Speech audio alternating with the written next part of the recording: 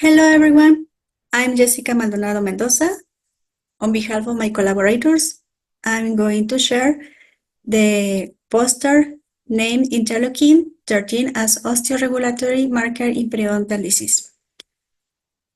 The periodontal disease originates from the interaction between the host immune response, the oral microbiota, and environmental factors. Its prevalence in Mexico is high. This interleukin was proposed as indicator of the inflammation in periodontal disease because it contributes to its resolution. Also because it inhibits rank L expression and increases osteoprotecting preventing rank binding. This decreases bone resorptive activity and inhibits osteoclastogenesis. So this study aims to assess interleukin 13 levels in the clavicular fluid as a bone regulator marker in periodontal disease. A case study was performed at the Dentistry service of the General Hospital of Zone Number 5 for a year.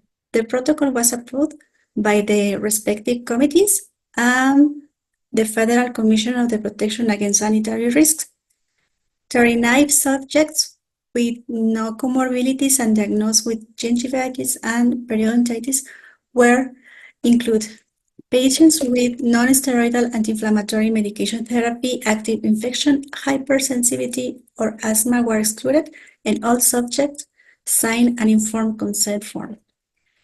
Both diseases were diagnosed according to the most current classification of the disease. A sample of gingival clavicular fluid was collected by a strip. The volume quantification was obtained by Periodron 8000, and the interleukin levels were quantified using a commercial kit. Data was analyzed using a commercial software. Means and standard deviation were calculated. T-student, chi-square, and the ANOVA tests were performed with an alpha value of 0.95. Our results shows in plot A the T-student proof for GCF volume in gingivitis and periodontal disease patients. B plot shows the T-student test for interleukin 13 concentration in gingivitis and periodontal disease patients. C shows the T-student result for frequency of leading points in gingivitis and periodontal disease patients. D, the ANOVA result for GCF volume in periodontal disease patients and stage 1 to 4. And finally, plot E shows ANOVA results for interleukin 13 concentrations in GCF in periodontal diseases in patients at stage 1 to 4.